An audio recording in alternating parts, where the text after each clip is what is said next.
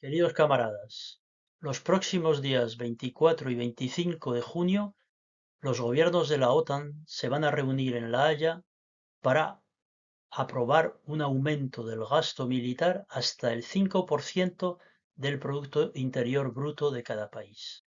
El Estado español aumentará este gasto de 22.000 a 90.000 millones de euros y solo podrá hacerlo a costa de empeorar el acceso de la población a la sanidad, educación, vivienda, empleo y bienes de primera necesidad. La Unión Europea, por su parte, está dispuesta a sobrepasar su límite de gasto y de deuda para movilizar los 800.000 millones de euros de su plan de rearme. Tenemos que levantar una marea humana contra la locura militarista de la OTAN. ¿Cómo conseguirlo antes de que desencadene una tercera guerra mundial? En primer lugar, hay que demostrar a las masas que las justificaciones para esta nueva carrera armamentística son falsas. Afirman que China y Rusia nos amenazan, pero es al revés. Es la OTAN quien las rodea con sus bases militares. Además, el gasto militar de la Alianza Atlántica representa más del doble del de China y Rusia juntas. El año pasado, el gasto militar de la Unión Europea triplicó el de Rusia. Dicen que China nos amenaza porque produce más barato y mejor que las viejas potencias occidentales. ¿Y qué hay de malo en ello, habiendo todavía tantas necesidades básicas que atender en el mundo? Si Occidente quiere que otros países compren también sus mercancías, que aprenda de China a invertir más en ciencia, tecnología y eficacia económica, en lugar de despilfarrar en enriquecer a los más ricos y en amedrentar a los demás. Nos dicen que Rusia ha invadido Ucrania y que invadirá Europa si no la derrotamos en el campo de batalla. Qué absurda idea la de derrotar militarmente a una Rusia que tiene suficientes armas nucleares para destruir la vida humana sobre la Tierra. Además, Rusia no necesita explotar más territorios que el suyo. Es el país más grande del mundo y el que tiene las mayores riquezas naturales. Desde su época soviética, Rusia reconoció el derecho de los demás pueblos del antiguo imperio zarista a formar estados propios y a separarse. Y en 1901, con la crisis de la Unión Soviética, se independizaron sin que Rusia se lo impidiera. ¿Qué otro país del mundo ha tenido un comportamiento tan democrático y pacífico con sus antiguas colonias? Los gobiernos occidentales, en cambio, han hecho todo lo posible para destruir la URSS, debido a que era el primer Estado dirigido por los trabajadores y también para apoderarse de sus riquezas. En los años 90 lo consiguieron y humillaron a su mayor república, Rusia.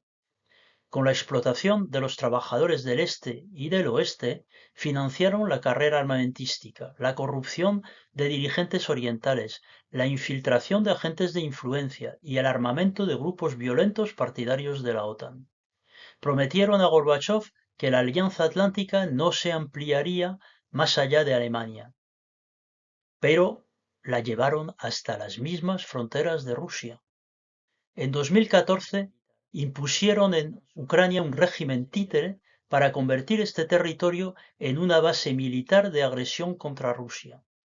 Cuando los dirigentes capitalistas rusos se dieron cuenta de que el objetivo de las élites occidentales no era solamente acabar con el socialismo soviético, sino también con la soberanía de Rusia, aceleraron el restablecimiento de su economía y de su capacidad militar.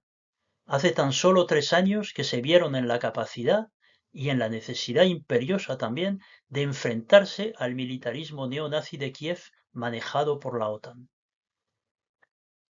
El pulso que Rusia está ganando contra 40 países imperialistas lleva a estos a elevar la apuesta, multiplicando el gasto militar y acelerando los preparativos para la guerra directa con Rusia. Atentados terroristas contra civiles, ataques contra los activos nucleares estratégicos, maniobras Defender Europe 25 con 90.000 efectivos de 29 países, mantenimiento del apoyo militar a Kiev y de las sanciones al Kremlin. En segundo lugar, hay que responder a la pregunta de por qué los dirigentes occidentales tienen este comportamiento agresivo hacia Rusia y China, pero también hacia Cuba, Venezuela, Nicaragua, Palestina, Irán, República Popular Democrática de Corea, Yemen, República Democrática del Congo, Malí, Burkina Faso, Níger, etc. Y anteriormente hacia Yugoslavia, Irak, Libia y Siria. Todos estos pueblos tan diversos tienen en común que no se dejan someter por los gobiernos occidentales. Europa, Norteamérica y Japón construyeron su poderío económico y militar sobre la base del expolio colonial y no pueden conservarlo sin mantener a los demás pueblos dominados y subdesarrollados. Para el occidente colectivo, el desarrollo de la URSS, de Rusia, de China y de otros reduce sus mercados, es decir, su capacidad de acaparar la riqueza mundial. De ahí que necesiten sancionarlos, bloquearlos, imponerles aranceles, dividirlos, desestabilizarlos, asediarlos e invadirlos. Pero los límites con que tropieza el capitalismo altamente desarrollado de Occidente no son únicamente externos, sino sobre todo internos.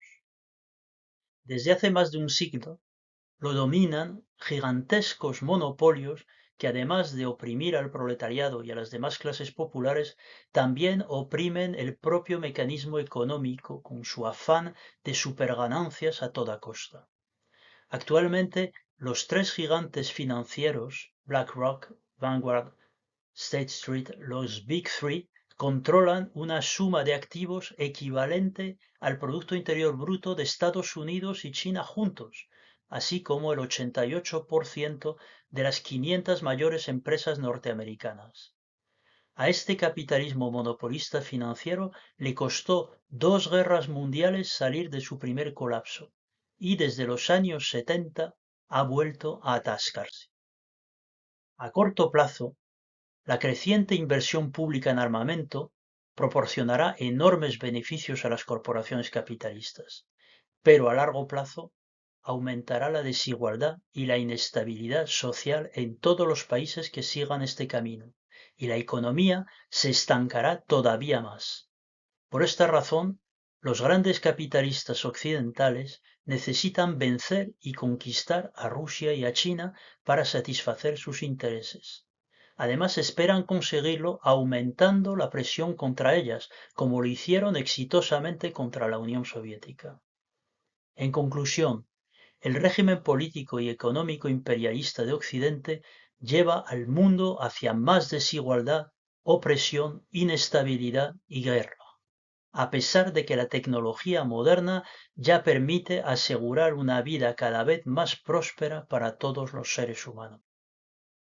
El problema es social y solo puede resolverse sustituyendo la atomización capitalista de los trabajadores por su acción colectiva. Para desarrollar la lucha de clase del proletariado por el socialismo, hay que seguir el camino que propone la Plataforma Mundial Antiimperialista, es decir, fortalecer el movimiento comunista depurándolo de los que rechazan su unidad de acción con las demás fuerzas que en el planeta luchan contra la guerra, contra el fascismo y contra el imperialismo. En Unión Proletaria somos partidarios de que la plataforma continúe ampliando sus filas con la mayor diversidad de fuerzas sinceramente opuestas al imperialismo.